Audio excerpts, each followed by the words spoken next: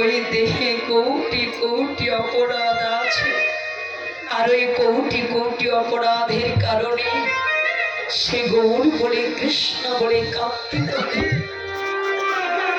তাহলে জগতে লক্ষ্য করবেন, এই যে আপনারা গৌর বলে কৃষ্ণ বলে কাঁদছেন, ভক্তের চরণ ধরে অঙ্গে মাখছেন, শাস্ত্রে প্রমাণ করলেন সাধুগুরু পরম বৈষ্ণবের চরণ ধুত জল সেজি হয় সর্বতীর্থের ফল।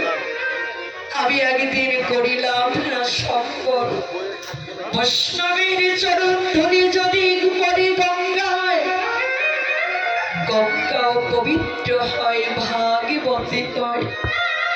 বৈষ্ণবের চরণ ধরে যদি লাগের পাপীর গায়, পুষ্প রথে চড়ি পাপী বৈকুণ্ঠ ধামে যায়। বৈষ্ণবের চরণ ধরে যদি কোনো পাপীর অঙ্গে লাগে, তার পাপে তাবি দূরে গিয়ে সে ভগবানের চরণ লাভই করতে পারে।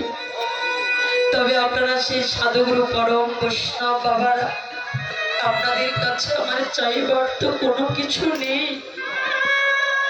ঠাকুরের কাছে আমি জীবনে যা চেয়েছি, ঠাকুরের কাছে আমি জীবনে তাই পেয়েছি।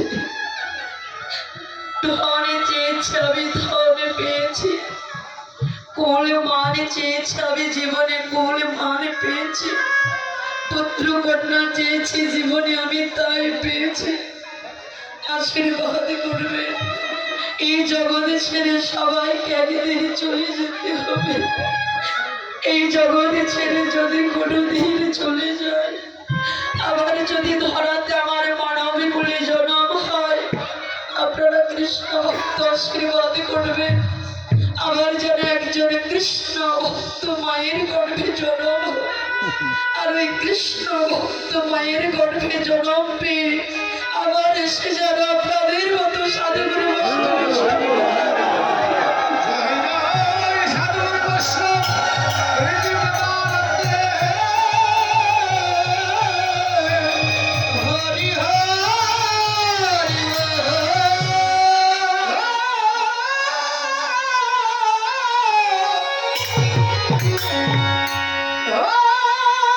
সুরধনী